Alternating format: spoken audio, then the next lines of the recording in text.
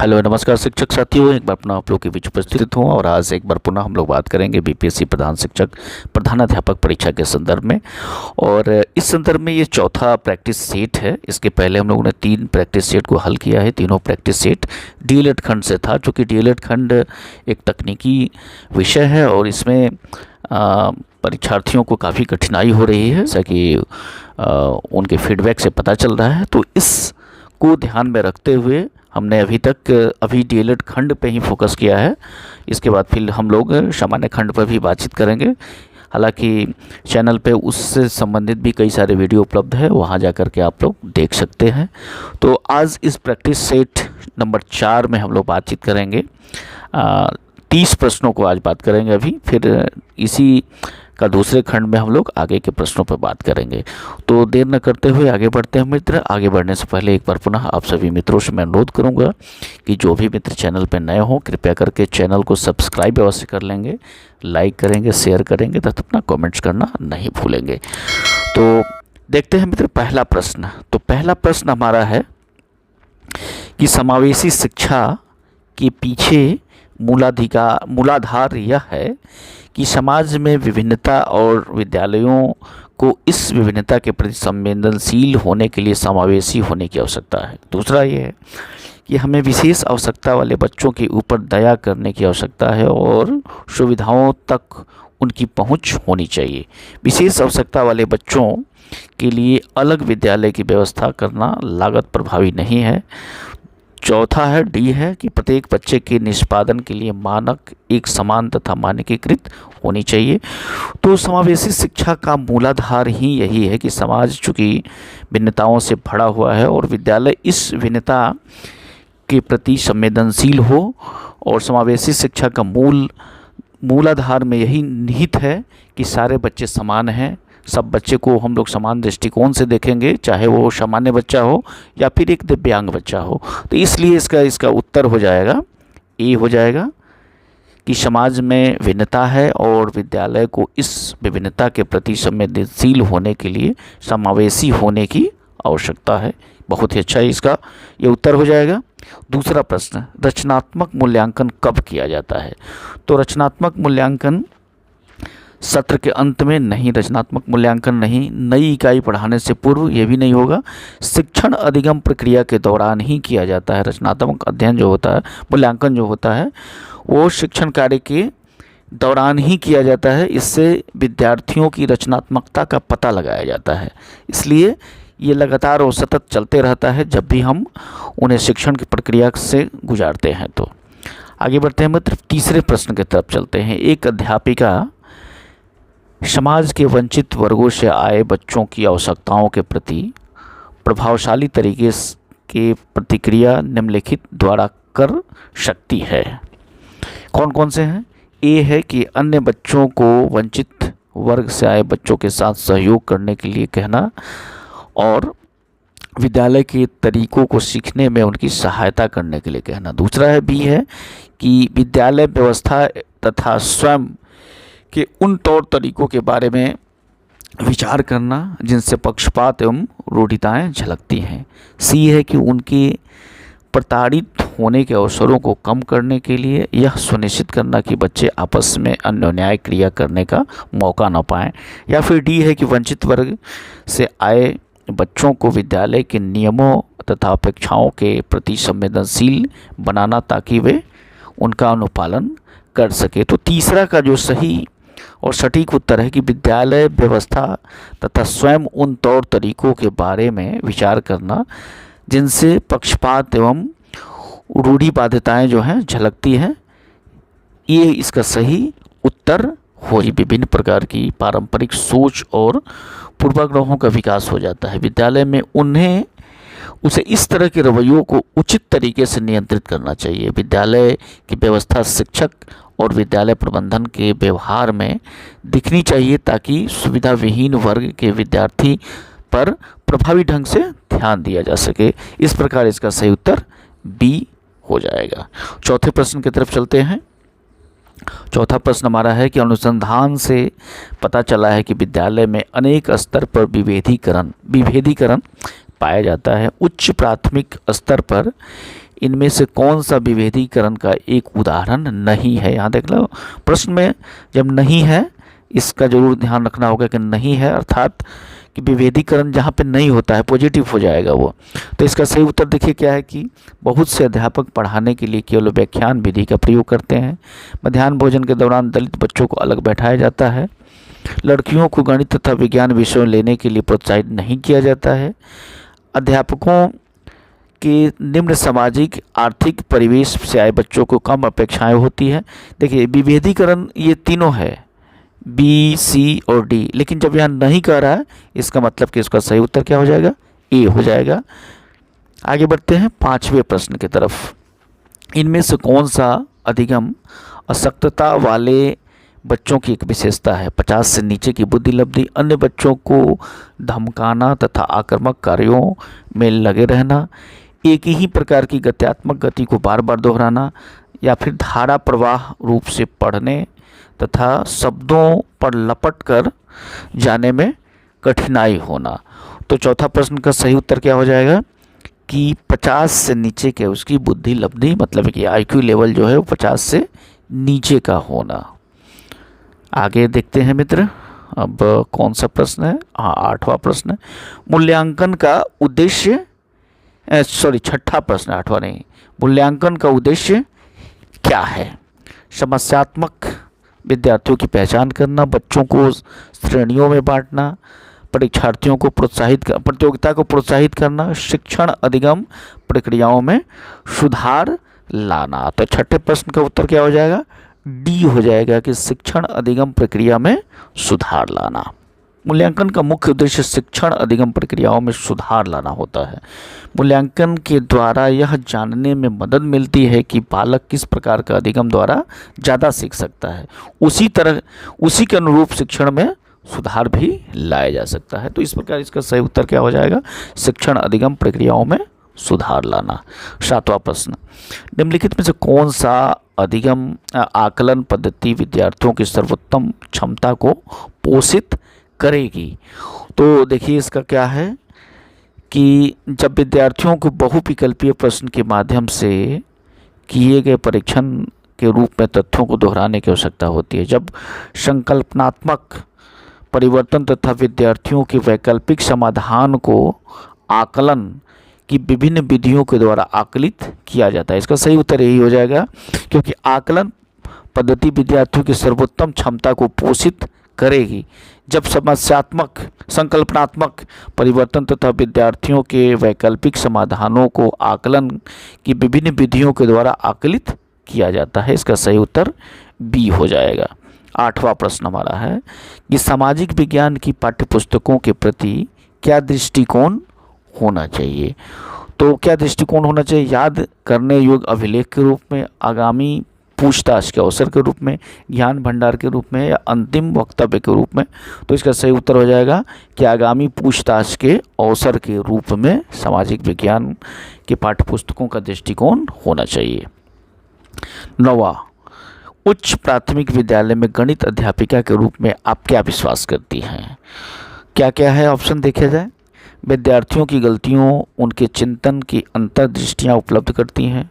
B है कि उच्च प्राथमिक विद्यालय के सभी बच्चों को गणित पढ़ाने की योग्यता नहीं होती है। सी, लड़के गणित को बिना अधिक प्रयास किए सीख जाएंगे क्योंकि उनकी जन्मजात विशेषता है तथा आपको लड़कियों के ऊपर अधिक ध्यान देने की आवश्यकता है। विद्यार्थियों को कार्यावधि ज्ञान को जानने की आवश्यकता होती है, वो संकल्पनात्मक आधार पे नहीं समझे हों।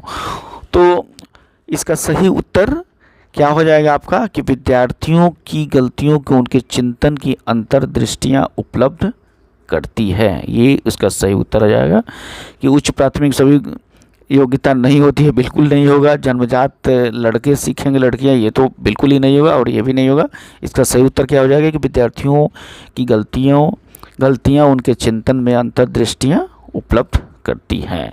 10वां प्रश्न, इस कथनों में से आप किससे सहमत हैं। एक बच्चा अनुत्तीर्ण होता है क्योंकि सरकार विद्यालयों में पर्याप्त प्रौद्योगिकीय समाधान प्राप्त नहीं कर रही है। बी, बच्चे की असफलता के लिए वंशानुक्रम घटकों को प्रत्यक्ष रूप से जिम्मेदार ठहराया जा सकता है जिसे उसने अपने माता पिता से अर्जित किया है। एक बच्चे की असफलता व्यवस्था तथा बच्चे के प्रति प्रतिक्रिया करने की इनकी असमर्थता का प्रतिबिंब है। एक बच्चे को असफलता मुख्य रूप से माता पिता की शिक्षा तथा आर्थिक स्तर पर कमी के कारण है। तो 10वां का उत्तर क्या हो जाएगा कि बच्चे की असफलता व्यवस्था और बच्चे के प्रति प्रतिक्रिया करने की असमर्थता का प्रतिबिंब है। प्रश्न की तरफ चलते हैं। जो बच्चे विशेष रूप से पढ़ने में कठिनाई महसूस करते हैं वे, ये तो बिल्कुल आसान प्रश्न है और इस पर हम लोगों ने कई बार बात कर चुके हैं अभी तक, और इसके संबंध में एक विशेष वीडियो भी हमने बनाया है और उसे चाहे तो आप प्लेलिस्ट में जाकर के देख सकते हैं। डिस्लेक्सिया का मतलब होता है कि पढ़ने में कठिनाई महसूस करना।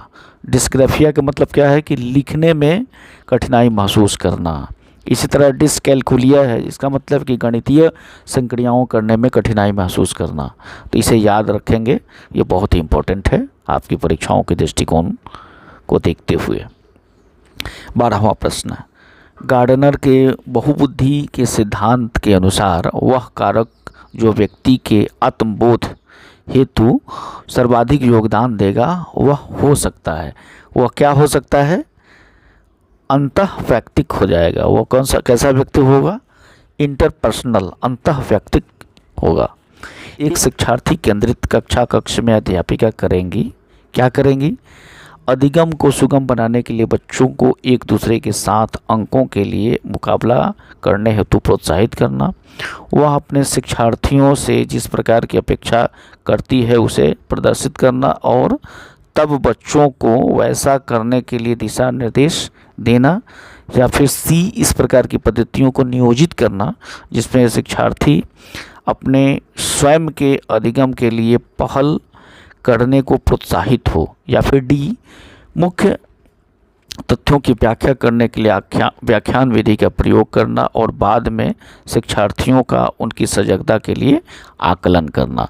तो 13वें प्रश्न का उत्तर हो जाएगा कि इस प्रकार की पद्धतियों को नियोजित करना जिसमें शिक्षार्थी स्वयं के अधिगम के लिए पहल करने के लिए प्रोत्साहित हो।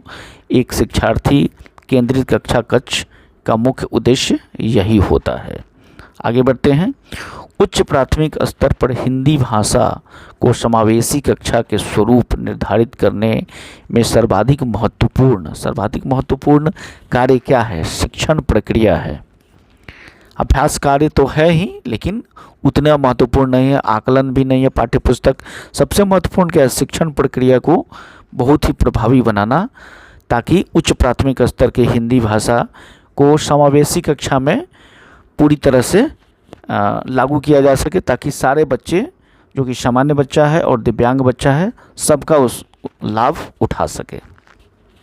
15वां प्रश्न, भाषा सीखने के लिए सामाजिक अंतःक्रिया का महत्वपूर्ण स्थान है। इस कथन का संबंध किससे है? किसने कहा था ये बात? तो वाइगोत्स्की का ये कहा हुआ कथन है। इसे आप लोग याद रखेंगे कि भाषा सीखने में सामाजिक अंतःक्रिया का महत्वपूर्ण स्थान है। यह कथन का संबंध किससे है? तो इसे याद रखेंगे, इसे वाइगोत्स्की ने कहा था। आगे बढ़ते हैं। 16वां प्रश्न, हिंदी भाषा की बारीकी को सही रूप से समझने की क्षमता का विकास करने के लिए आप क्या करेंगे? हिंदी भाषा को बारीकी रूप से सही रूप से समझने की क्षमता का विकास करने के लिए हिंदी भाषा का विशेष प्रयोगों से युक्त सामग्री को आप उपलब्ध करा करके इसे बारीकी से समझा सकते हैं, समझ सकते हैं। तो इसका सही उत्तर क्या हो जाएगा आपका? ए हो जाएगा। हमें प्रश्न की तरफ चलते हैं। कोलवर्ग के सिद्धांत की प्रमुख आलोचना क्या है? तो देखिए क्या क्या इसमें दिया हुआ है। कोलवर्ग ने बिना किसी अनुभूति मूलक आधार के सिद्धांत को प्रस्तुत किया। कोलवर्ग ने प्रस्ताव किया कि नैतिक तार्किकता विकासात्मक है। कोलवर्ग ने पुरुषों और महिलाओं की नैतिक तार्किकता में सांस्कृतिक भिन्नताओं का महत्व नहीं दिया, यही इसका सबसे बड़ा आलोचना है। कोलवर्ग ने अंतर्दृष्टि या सूझ द्वारा सीखने के सिद्धांत का प्रतिपादित किया जिसके आधार अनुभूति मूलक था। उन्होंने नैतिक तार्किकता को विकासात्मक कहा और नैतिक विकास की स्पष्ट अवस्था को बताया, परंतु पुरुषों और महिलाओं की नैतिक तार्किकता में सांस्कृतिक भिन्नताओं का महत्व नहीं देने के कारण उनकी आलोचना होती है। आगे बढ़ते हैं 18वें प्रश्न की तरफ। निम्नलिखित कथनों में से कौन सा वाइजोत्स्की के द्वारा प्रस्तावित विकास तथा अधिगम के बीच के संबंध का सर्वश्रेष्ठ रूप का सार प्रस्तुत करता है? तो इसका सही उत्तर क्या हो जाएगा कि विकास प्रक्रिया अधिगम प्रक्रिया के पीछे रह जाती है। 19वें प्रश्न की तरफ चलते हैं। 7वीं कक्षा में पढ़ने वाली रूबी कक्षा में सबसे पहले अपना कार्य समाप्त कर लेती है। हिंदी भाषा के शिक्षक के रूप में आप क्या कहेंगे? रूबी को आप, इस तरह के बच्चे जो होते हैं उनको आप क्या कहेंगे? रूबी को दूसरे बच्चों के कार्य की जांच एकमात्र अधिकारी बताएंगे? नहीं, रूबी को उसकी पसंद का कार्य करने के लिए कहेंगे। बिल्कुल सही है कि रूबी को उसके पसंद का कार्य करने के लिए कहेंगे, तो उसकी जो क्षमता है वो और अधिक तेज़ी से विकास होगा और अधिगम की जो प्रक्रिया है वो तेज़ी से बढ़ेगी। आगे बढ़ते हैं 20वें प्रश्न की तरफ चलते हैं। उच्च प्राथमिक स्तर पर हिंदी भाषा शिक्षण में सर्वोपरि महत्वपूर्ण सामग्री है, क्या है? तो सामग्री क्या है? देखिए क्या है, पाठ्य अभ्यास पुस्तक, अभ्यास पुस्तिका, बाल साहित्य और या पाठ्य पुस्तक। तो इसमें से सबसे महत्वपूर्ण क्या है हिंदी भाषा शिक्षण? तो बाल साहित्य सबसे प्रमुख है। इस प्रकार से इसका सही उत्तर क्या हो जाएगा? बाल साहित्य। 21वां प्रश्न की तरफ चलते हैं। अप्रत्यक्ष पथ समस्याओं का उपयोग किस श्रेणी के प्रायोज्यों के लिए किया जाता है? बच्चे के लिए किया जाता है, प्रौढ़ के लिए, चिड़िया के लिए, पशु के लिए। तो 21वें प्रश्न का उत्तर क्या हो जाएगा? प्रौढ़ के लिए किया जाता है। मतलब कि अप्रत्यक्ष समस्याओं का उपयोग प्रौढ़ श्रेणी के प्रायोज्यों के लिए किया जाता है। समस्या समाधान से तात्पर्य व्यक्ति के विशेष द्वारा अपनाई गई ऐसी गंभीर और प्रयोजन पूर्ण व्यवहार क्रियाओं से है जिसमें तर्क सम्मत तथा वैज्ञानिक विधियों को अपना करके समस्या समाधान संबंधी उद्देश्यों की प्राप्ति का प्रयत्न किया जाता है। तो इसका सही उत्तर क्या हो जाएगा? प्रौढ़ हो जाएगा। 22वां प्रश्न। चिंतन क्या है? प्रतीकों का प्रयोग, भाषा का प्रयोग, प्रत्याक्षिक प्रक्रिया, संप्रत्यय, अधिगम। तो 22वां का सही उत्तर क्या हो जाएगा? प्रतीकों का प्रतीक। इसको आप याद रखेंगे, प्रतीकों का प्रयोग। चिंतन एक ऐसी प्रक्रिया है जिसमें बाह्य घटना जैसे कि भूत हो या वर्तमान हो या भविष्य हो, आंतरिक या मानसिक चित्रण किया जाता है। प्रतीकों का प्रयोग चिंतन का मुख्य साधन है। प्रतीक वास्तविक विषय, अनुभूति और क्रियाओं का प्रतिनिधित्व करते हैं, इसलिए चिंतन क्या है? तो प्रतीकों का प्रयोग है, इसे आप याद रखेंगे। परिपक्वता इत्यादि से व्यवहार में उत्पन्न परिवर्तन को भी अधिगम कहा जाता है। तो 23वां का उत्तर क्या हो जाएगा? नहीं कहा जाता है। परिपक्वता एक नैसर्गिक प्रक्रिया है, इसके लिए बाह्य उत्तीवन की आवश्यकता नहीं होती है। यह एक प्रकार से मानव के अंतर्निहित शक्तियों का विकास है। जैसे कि बीज से पत्ती या टहनी, फूल, फल इत्यादि प्राप्त हो जाते हैं, वैसे ही प्राकृतिक रूप से किसी भी पूर्व अनुभव या अधिगम के प्रशिक्षण के बिना परिपक्वन की प्रक्रिया के फलस्वरूप जन्मजात योग्यताओं और शक्तियों में वृद्धि होती है तथा प्राणी में आवश्यक परिवर्तन आ जाता है। इस प्रकार परिपक्वता जो होता है इत्यादि से व्यवहार में उत्पन्न परिवर्तन को अधिगम कहा जाता है? तो नहीं कहा जाता है, इसका सही उत्तर होगा। 22वें प्रश्न की तरफ चलते हैं। 24वें प्रश्न की तरफ चलते हैं। निम्न में से कौन सीखने के सही स्तर हैं? तथ्य, ज्ञान को प्राप्त करना, सूचना, बोध, प्रज्ञान। या फिर तथ्य, सूचना, बोध, ज्ञान प्राप्त करना, प्रज्ञान। या फिर सी, तथ्य, सूचना, ज्ञान प्राप्त करना, प्रबोध, प्रज्ञान। या फिर तथ्य, बोध, सूचना, ज्ञान प्राप्त करना या प्रज्ञान। तो 24वां का आपका सही उत्तर क्या हो जाएगा? सी हो जाएगा। तथ्य सबसे पहले, उसके बाद सूचना, ज्ञान प्राप्त करना, बोध, उसके बाद तब जाके प्रज्ञान। 25वें प्रश्न की तरफ चलते हैं। समस्या के अचानक समाधान की वकालत करने वाले सिद्धांत का नाम क्या है? तो 25वां का क्या हो जाएगा उत्तर? सूझ का सिद्धांत। इसे आप लोग याद रखेंगे, सूझ का सिद्धांत। संवेदना ज्ञान की पहली सीढ़ी है, यह कथन है, यह कैसा कथन है कि संवेदना ज्ञान की पहली सीढ़ी है, एक मानसिक विकास है। क्या कहेंगे? ये मानसिक विकास है। व्यक्तिगत भेद में हम पाते हैं, क्या पाते हैं? विचलनशीलता या प्रतिमानता, या फिर ए और बी दोनों, या फिर इनमें से कोई नहीं। तो 27वां का उत्तर क्या हो जाएगा? व्यक्तिगत भेद में विचलनशीलता भी मिलता है, प्रतिमानता भी मिलता है। इसका मतलब कि इसका सही उत्तर सी हो जाएगा कि ए और बी दोनों। 28वें प्रश्न की तरफ चलते हैं। वाइट्सकोस्की और पियाजे के परिप्रेक्ष्य में एक प्रमुख भिन्नता है, क्या भिन्नता है? तो व्यवहारवादी सिद्धांतों की उनकी आलोचना, बच्चों को एक पालन पोषण परिवेश उपलब्ध कराने की भूमिका, भाषा एवं चिंतन के बारे में उनके दृष्टिकोण, या फिर डी ज्ञान के सक्रिय निर्माताओं के रूप में बच्चों की संकल्पना। तो 28वां का आपका उत्तर हो जाएगा कि भाषा और चिंतन के बारे में उनका जो दृष्टिकोण है, ये पियाजे और वाइट्सकोस्की दोनों के परिप्रेक्ष्यों में एक भिन्नता पाई जाती है यहाँ पे। और 29वें प्रश्न की तरफ चलते हैं। कैटल के द्वारा विश्लेषित किए गए व्यक्तित्वशील गुणों की संख्या कितनी है? तो कैटल के द्वारा व्यक्तित्वशील गुणों की संख्या 16 बताया गया है। इसे आप लोग याद रखेंगे। 30वें प्रश्न की तरफ चलते हैं। इस पर अत्यधिक वाद विवाद होता है कि क्या लड़कों और लड़कियों में योग्यताओं का विशिष्ट समूह उन्हें आनुवांशिक घटकों के कारण होता है। इस संदर्भ में निम्नलिखित में से आप सबसे अधिक किससे सहमत हैं? लड़कियों को सेवा भाव के लिए सामाजिक रूप से तैयार किया जाता है, जबकि लड़कों को रोने जैसा संवेग प्रदर्शित करने के लिए हतोत्साहित किया जाता है। ये तो सही लगता है, लेकिन दूसरा और भी ऑप्शन हम लोग देख लें। यौनारंभ के बाद लड़कों और लड़कियों को एक साथ नहीं खेल सकते हैं क्योंकि उनकी अभिरुचियां पूर्ण रूप से विपरीत होती हैं, ये तो नहीं होगा।